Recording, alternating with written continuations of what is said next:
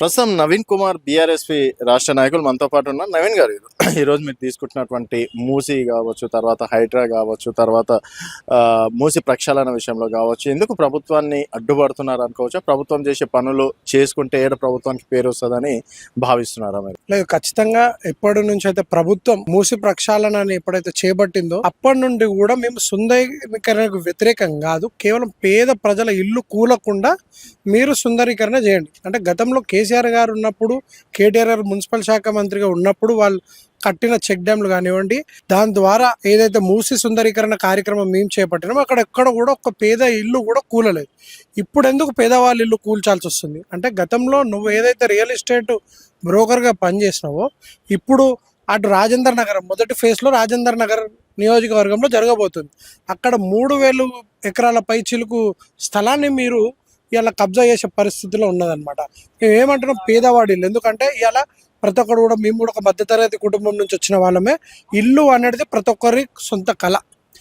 గతంలో కేసీఆర్ గారు చూసుకుంటే అయితే ఒక ఇల్లు కూల్చకపోయినప్పటికీ కూడా 1,00,000 ఇల్లులు పేదవాళ్ళకి కట్టి డబుల్ బెడ్రూమ్ అందించడం జరిగింది. అంటే ఒక ఇంటికి ఆడపిల్ల ఉన్నా, ఒక ఇంటికి మగ పురుషుడు ఉన్నప్పటికీ కూడా డబుల్ బెడ్రూమ్ ఉంటే అటు అల్లుడు వచ్చినా ఇటు కోడలు వచ్చినా కూడా సమన్యాయం ఇల్లు కట్టించాలని చెప్పి అన్నాడు కేసీఆర్ గారు ఆలోచన. కానీ ఈరోజు ముఖ్యమంత్రి సొంత కళలతో రూపాయి కూడగెట్టుకొని మధ్యతరగతి కుటుంబాలు ఇల్లులు నిర్మించుకుంటే ఈరోజు నిర్దార్శనగా, అంటే ప్రభుత్వాలకు ఎక్కడి నుంచి వచ్చినాయి అధికారాలు?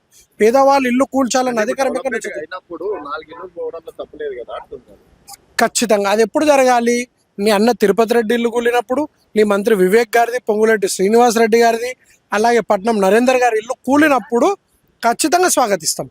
డెవలప్మెంట్ అనేది కేవలం పేదవాడి ఇల్లు కొట్టి ఉన్నవాడి ఇల్లు కాదు కదా. మొన్న ఆదిత్య కన్స్ట్రక్షన్ కూడా ఉంది, అది కూడా మూసిపైన కట్టిందంటే మొన్న ఒక ప్రముఖ ఛానల్లో కూర్చొని రంగనాథ్ గారు మాట్లాడుతూ ఉంటే ఈరోజు హాస్యాస్పదంగా అనిపిస్తూ ఉంది. అంటే మీ హైడ్రాలు, మీ చట్టాలు అని పేదవాళ్ళకే ఉన్నాయా, పెద్దవాళ్ళకి లేవా?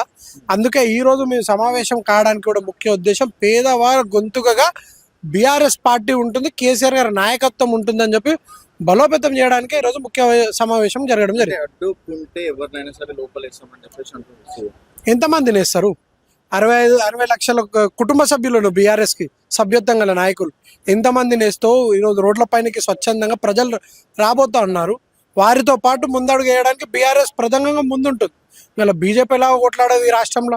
ప్రధాన ప్రతిపక్షం ప్రజలంతా కూడా మమ్మల్ని చూస్తున్నారు, ఆ పాత్రను కూడా మేమే పోషిస్తున్నాం. కాబట్టి ఖచ్చితంగా ప్రజలకు ముందడుగుగా ముందు వరుసలో బీఆర్ఎస్ పార్టీ ఉంటుంది. ఎంతమందిని మీరు అరెస్ట్ చేయాలనుకున్నా కూడా చూసుకుంటాం దేనికైనా.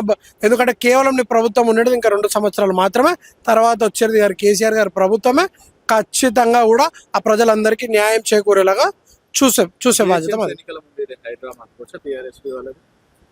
కాదు కదా. ఎందుకంటే నువ్వు ప్రప్రభుత్వంలో నిన్ను వ్యతిరేకిస్తూ ఈరోజు తీర్పులన్నీ రావడం జరిగింది. ఏదైతే సర్పంచ్ ఎన్నికలు కానీ మున్సిపల్ ఎన్నికల్లో దాదాపు ప్రభుత్వం 50% గెలవడం అనేది ఇది సిగ్గుచెట్టు ప్రభుత్వానికి. ఎక్కడైనా కూడా ఏ పార్టీ ఏ రాష్ట్రంలో అధికారంలో ఉన్నా అక్కడ 90 నుంచి 90% క్లీన్ స్వీప్ చేస్తారు. అని ఈరోజు ఇక్కడ ఈ రాష్ట్రంలో చూసుకున్నట్టు కాంగ్రెస్ ప్రభుత్వం దాదాపు 50 నుంచి 55% గెలుస్తారు. ప్రతిపక్షాలు అన్ని కలిసి దాదాపు 40-45% గెలుస్తున్నారంటే ఇక్కడ మేము చేసేది ఏముంది? మేము ప్రజల పక్షాన ఉన్నాం. 2.5 ఏళ్ళు అయితే పాలేందో నీలేదో తేలిపోబోతుంది. బీఆర్ఎస్కి ఎలాంటి తెలంగాణ తెచ్చిన అనే పేరు గొప్పది బీఆర్ఎస్కి. మాకు డ్రామాలు ఇవన్నీ అవసరం లేదు. డ్రామాలు గతంలో ఓరేసిరో ఇవాళ ఎన్ని అబద్ధాలు చెప్పి ఇవాళ అధికారంలోకి వచ్చిరో అనేది కూడా ప్రజలంతా కూడా చూస్తూ ఉన్నారు. నిరుద్యోగుల విషయంపై ఏం మాట్లాడతారు? దాదాపుగా 60,000 నియామక పత్రాలు ఇచ్చినామని చెప్పేసి అంటున్నారు. మరి ఇప్పటి వరకు జాబ్ క్యాలెండర్ ఇష్యూ రాలేదు. టీఆర్ఎస్ ఏ విధంగా చూస్తారు? ఖచ్చితంగా మాకు 100% ప్రియాంక గాంధీ గారు అపాయింట్మెంట్ కావాలా. రేవంత్ రెడ్డి దగ్గరుండి తీసుకుపోతాడా? ఎందుకంటే రేవంత్ రెడ్డి దగ్గరుండి రాహుల్ గాంధీని, ప్రియాంక గాంధీ గారిని తీసుకొచ్చి అశోక్ నగర్ కి తేవడం ఒకరితోనేమో ఈరోజు డిక్లరేషన్ చేపడం జరిగింది. మళ్ళీ ప్రియాంక గాంధీ గారు అపాయింట్మెంట్ ఇస్తే, అమ్మ మీరు ఇచ్చిన డిక్లరేషన్ లేవి, నిరుద్యోగ భృతి ఏది, సంవత్సరానికి 2 లక్షల ఉద్యోగాలు ఏవి, అలాగే ఏవైతే నిధులు కేటాయించాలో మాకు ఆ నిధులు రావడం లేదు. బడ్జెట్లో ఇప్పటివరకు నిరుద్యోగుల సమస్య లేదు. గత బడ్జెట్ పెట్టినప్పుడు బట్టి విక్రమార్క గారు ఏదో అసెంబ్లీలో ఏదో పవర్ పాయింట్ ప్రజెంటేషన్ చేసినట్టు మేము జాబ్ క్యాలెండర్ విడుదల చేస్తాము, మేము అన్ని అనుకూలంగా తీసుకోవడం జరిగిందని కూడా చెప్పారు. మళ్ళీ ఈ రోజు నిరుద్యోగులతో ఎందుకు చర్చిస్తలేరు? నేను అంటున్నంత కాకపోతే ముఖ్యమంత్రి ఢిల్లీ పర్యటన మాని ఒక్కరోజు మా విద్యార్థుల కోసం సమయం ఇస్తే మీతో చర్చిస్తాం. రండి, ఇదే ప్రెస్ క్లబ్ కి రండి, లేకపోతే మీరు ఎక్కడ రమ్మన్నా కూడా. రాజీవ్ యువ వికాస్ కూడా ఇవ్వలేదు, దాని మీద ఏమన్నా ఇక చచ్చిపోయిన ఆయన దేవుళ్ళ పైన ఒట్లయిపోయి సచినోని మీద కూడా ఒట్లయిపోయినట్టే అయిపోయే పరిస్థితి. ఆయన జయంతికి పోతాడు, వర్ధంతికి పోతాడు. అయ్యా అయ్యా మీరే బట్టి గారు, మీరే ఫైనాన్స్ శాఖ మంత్రిగా ఉన్నారు కాబట్టి డబ్బులు విడుదల చేయాలి. ఆ యువవిక స్కీమ్ మీద ఇప్పటివరకు అప్లికేషన్ల కింద కొన్ని కోట్ల రూపాయలు ప్రభుత్వానికి వచ్చినాయి తప్ప ఇప్పటి వరకు ఒక రూపాయి చిల్లి గవ్వ కూడా ఇవాళ విద్యార్థులకు రాలేదు. విద్యా సమస్యలు అనేది ఈ రాష్ట్రంలో ఉన్నంత ఎక్కడ లేదు. విద్యాశాఖ తన వద్దనే ఉంది. విద్యాశాఖ పైన రివ్యూ జరగదు. ఈరోజు విద్యాశాఖ మంత్రిని కలవాలంటే కూడా ఈరోజు కష్టం ఉంది. ప్రతి సంస్థ నేతలు కూడా కలవాలి, ఒక అప్లికేషన్ ఇవ్వాలి, ఒక అపాయింట్మెంట్ తీసుకోవాలంటే కూడా స్వయంగా అయినా ముఖ్యమంత్రి ఉన్నందుకు అంటే నేను అడుగుతున్నా, రేవంత్ రెడ్డి గారు మీ దగ్గర అంత సమర్థవంత నాయకుడు లేడా? నీకెట్లాగో చదువు రాదు, ఇంకొకడు కూడా చదువుకున్నాడు లేడా? విద్యాశాఖని ఖచ్చితంగా ఒక మంత్రిని నియమించాలి. దాదాపు 2.5 సంవత్సరాలు గడిచిపోయి ఇంకా నీకున్నది సంవత్సరాల కాలమే.